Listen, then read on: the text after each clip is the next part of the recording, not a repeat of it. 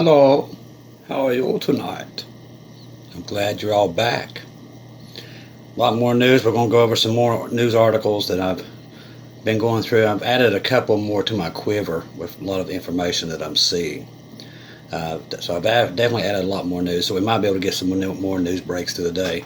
And see, if you noticed in the last video, I've got my new computer up running, and I'm just still learning it and my editing software to be able to put this stuff together. So I'm going to get faster. That took me about 10 minutes to edit all that stuff and get it done. So I think I can do a lot better job with it now that I'm actually learning this thing. At first, it took me a little while to get comfortable with it, because I haven't done this. I used to do this stuff all the time in radio, but these computers have changed so much that it's just hard for me to get used to it again.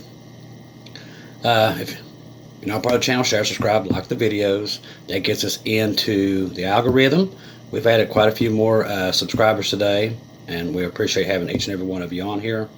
Make sure you put your prayer requests in the bottom. We pray for them day in, day out, because we're going to get these people saved before we get out of here. Okay, we're going to lead them to Jesus. What we're going to do, and I have enough faith that we will get that done.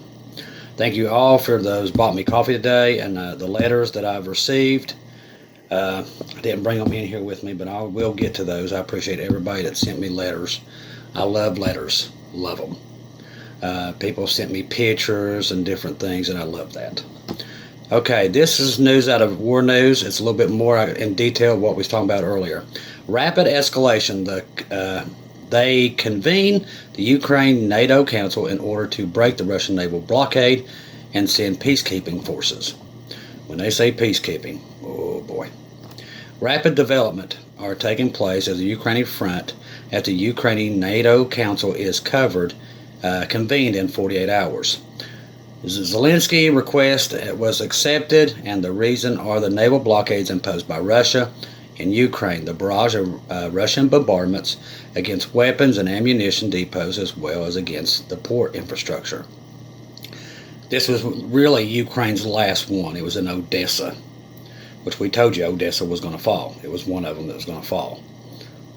And there's, before I get on anymore, people want to know if I'd include those safe cities after World War III. I think it's in the last video. If not, I'll look through my stuff and add it back to it. I'm thinking it's still there. I think it's the last video in the description box. If not, I will find it and put it back in there. Let's see. Zelensky requests to see information that indicates that the key targets have been hit and Ukraine losses in the war material are very high. That's where they were sending in the rest of the tanks and stuff that NATO was sending them was coming through that Odessa port. The third and most important reason is the developments of the Polish front and the threats from Putin and Lukashenko from Belarus. The third and most important reason is the development of the Polish front. According to some sources, NATO has reportedly asked the Ukraine military command to immediately withdraw its troops from the battlefront, which we talked about the last couple of days. Promptly send reinforcements to western Ukraine and Kyiv. Sound familiar? It's coming.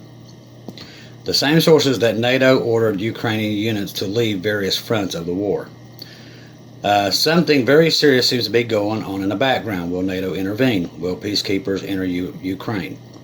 Last night, former NATO Supreme Allied Commander and U.S. Admiral James, said the NATO may be planning to break Russia's naval blockade in Ukraine, which would create World War III. Which we all know is coming, and that's why we keep bringing this up, because this is a hotbed of where this could spark off. Zelensky called for an emergency conference of the NATO-Ukraine Council. Yesterday evening, Ukraine President Zelensky pleaded with NATO Secretary General to urgently convene the Ukraine-NATO Council in context of the defeat of the armed forces in Ukraine in Odessa and the loss of NATO equipment. Moscow's refusal to participate in the extension of the grain agreement. We'll get more into that here in a minute too. That's very important. And it's also an end time. It's definitely an end time sign also with the grain. Ukraine ports in the Black Sea and the Russian Defense Ministry warning of possible strikes on tankers that try to enter the military zone triggered rapid developments. After that, the president of Ukraine turned to all Western leaders, even the president of Turkey, with a desperate request to influence Russia to restore grain transportation. However, Moscow is adamant on this issue. It demands not only the actual implementation of the agreement of Kiev, but the removal of the barriers to export Russian food and fertilizers and the restoration of the passage of Moria through the Odessa pipeline. In addition, Moscow demands that all frozen assets located in the EU, their bank accounts, in the EU related to food supply be unfrozen. Apparently, having exhausted all reserves of the pressure on Moscow, the president of Ukraine decided to turn on the Secretary General of NATO for help to unlock grain exports from the Black Sea ports of Ukraine. Okay, it says NATO should break the naval blockade, attack ships of the Russian fleet, which brings World War III. U.S. Navy can escort ships to and from the Ukrainian ports. It is threatened by the Russian Sea Fleet. Ships open fire on them. This is what former commander of NATO forces in Europe, Admiral E.A., told Foreign Policy of the U.S. Naval James Staveritz. I don't know. Why do people have such hard names? U.S. and NATO ships could be involved in escorting grain cargoes. Happened in World War II. Did not go very well. It requests the participation of Bulgaria, Romania, and Turkey in this mission. NATO should warn Russia that ships in the Russian Navy Black Sea Fleet, say that 10 times fast, will come under fire in the event of aggressive actions against NATO ships sailing to and from Ukraine ports. In the late 1980s, the Navy escorted Kuwaiti oil tankers out of the danger of the Persian Gulf during the final stages of the Iran-Iraq War. That period went down in history as the Tanker War, and the operation was called Serious Will. According to retired U.S. Admiral James, I'm not saying his last name, Lord help him with that name, with the 3 NATO countries on the Black Sea coast, the North Atlantic Treaty Organization may repeat the operation similar to Serious Will, escorting merchant ships from under the cover of NATO ships. NATO and U.S. could escort the grain shipment at sea and have the ability to do so with 3 major NATO nations in the Black Sea, which is not a very big place for 3 huge militaries. And it's full of mines, too. Don't forget that. It's full of mines. With clearly worded warnings to the Black Sea Fleet of Russian Navy, NATO must respond with fire if a Russian warship attacks a grain carrier, which is, in fact, a humanitarian vessel operating in international waters. Also, Ukraine is now in a landlocked state. Russia cut off physical access to the MC and destroyed the port infrastructure at Odessa. What America's analysts say, one mistake and there will be a general war, you think? At the same time, the White House warned the international community that the Russian Federation had mined, as I was saying, the approaches of Ukraine ports, intending to accuse Kiev of a fake operation.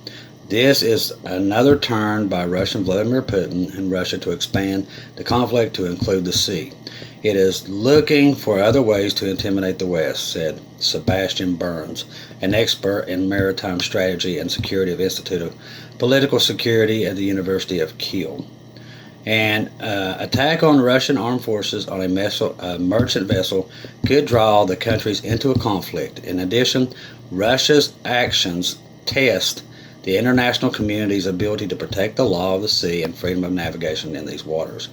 If anyone attacks these civilian ships, it's a throwback to World War I and the sinking of the Lusitania. This is sinking towards a much more serious conflict.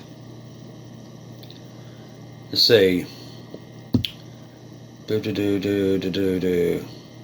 James Fogo, who served as commander of the U.S. Navy in Europe and Africa, referring to a British passenger ship sunk by the German submarine in 1950.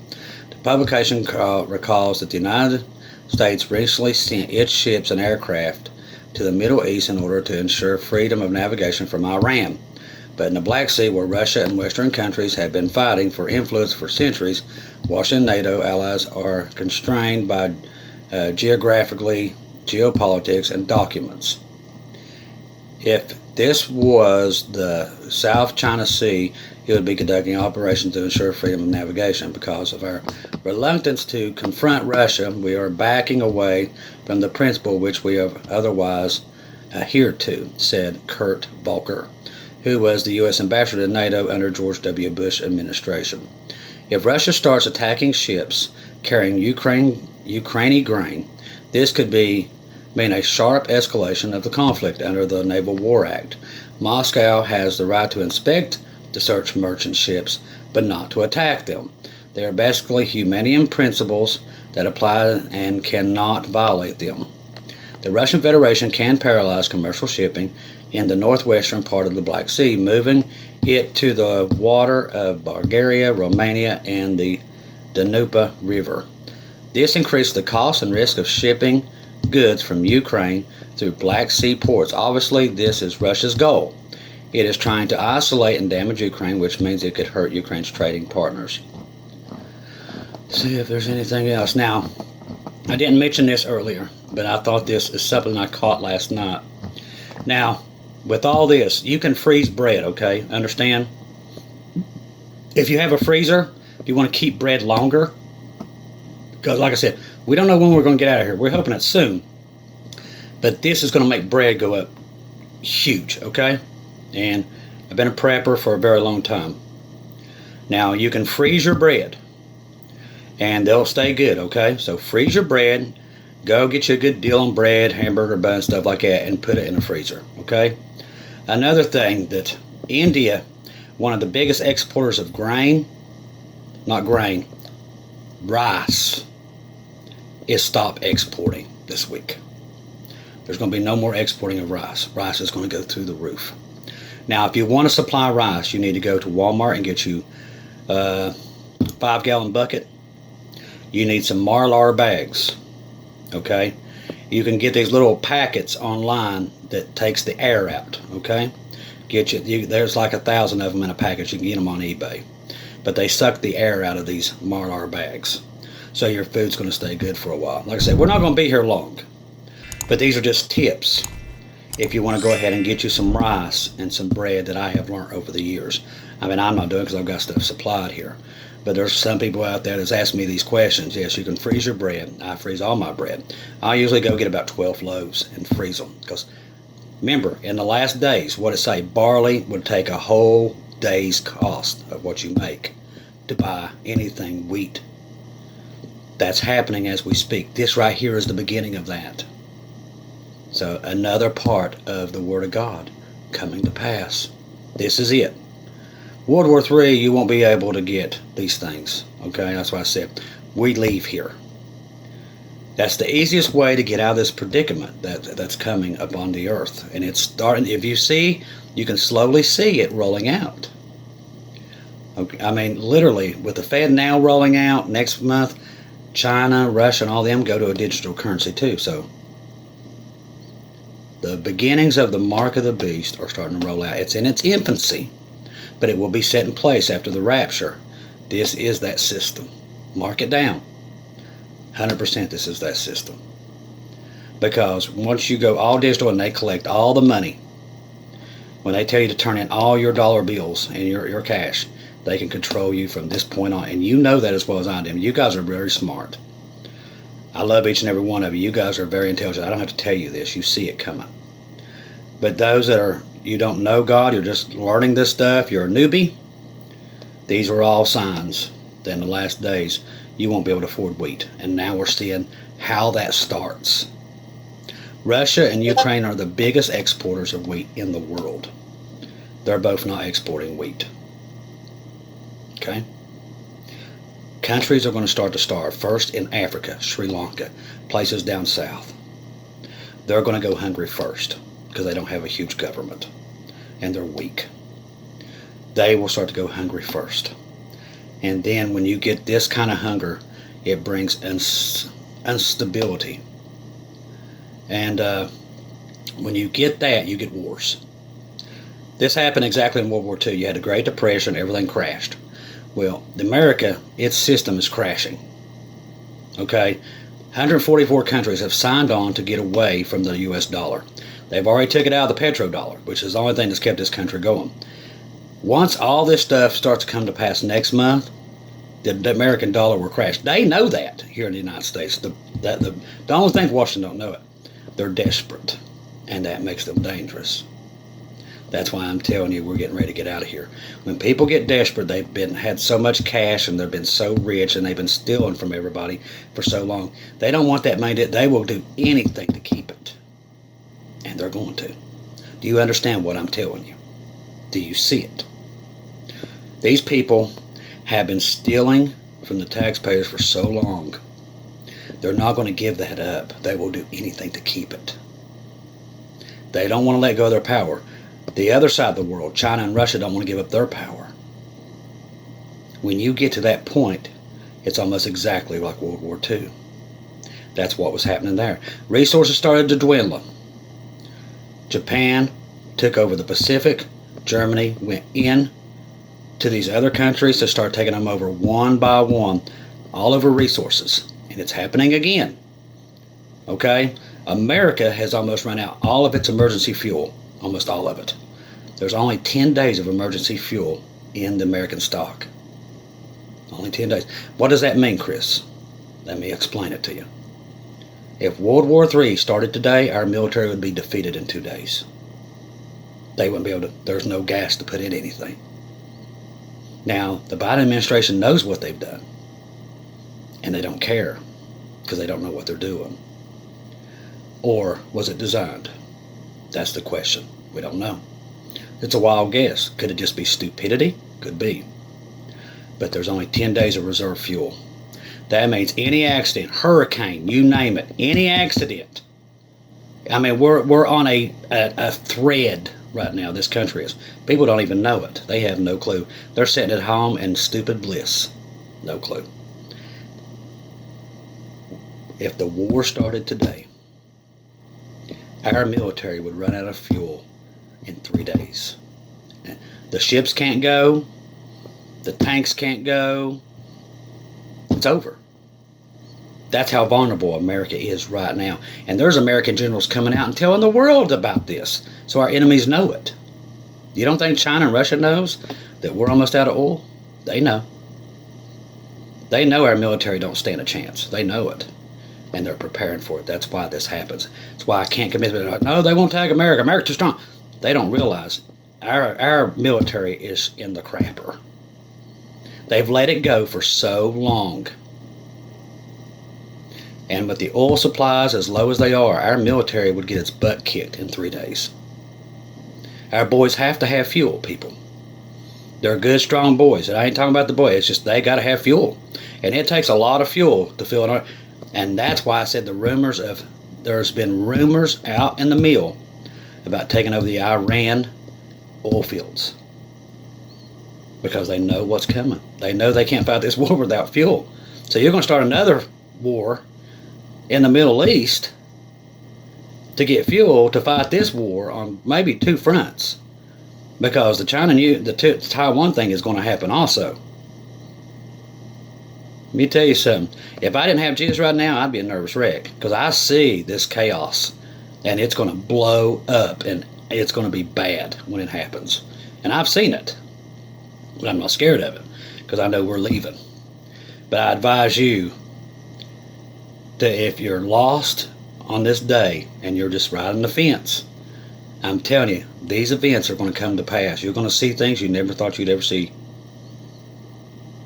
Let me tell you something. It's going to happen. The 7-year tribulation is going to start. It's got to start soon. We don't know when, but we're really getting to the dangerous part. So we know it's got to be in there somewhere. Hopefully this is the last week we have to be here. Let's hope and pray. Ask Jesus to get us out of here every time you pray. Definitely pray for all the lost souls and the souls who reject the Holy Spirit. Pray for me. I pray for you. Pray for all the watchwomen and watchmen. They all seem to be battling right now. And I've been going through it too. I don't think I've ever been attacked this much. Gator 1111's going through it. Kim's going through it. I mean, it's everywhere. So keep everybody in your prayers. Now, Barry, Dr. Barry All, literally just, I think he just released a program, so you want to check that out. He always does great programs, okay? We love Dr. Barry. If you still haven't watched God a Minute this morning, Brother Aaron and our sister Christy did an awesome job. As always, I love having them both on. Them are some of my favorite programs by them, is when they're both on doing a program together. So, like I said, all kinds of stuff out there right now. I'm going to keep an eye on you. I'm going to start calling this the Watchtower, because that's where I'm at. So, I'm here on the Watchtower, keeping an eye for you of what I see moving around the world. We're going to go in more depth in future videos with what's going on with the palm readers, the Fed now. We're going to go into more of that stuff, okay? So don't fret. I'm here on the Watchtower. I'm watching over everything that's going on. And I'm not going to, I don't take my eyes off this stuff. I'm watching all these end-time events taking place in real time. And hopefully this, we don't have to do these videos much more, but no matter what, I'm here with you guys. I don't care how long it takes.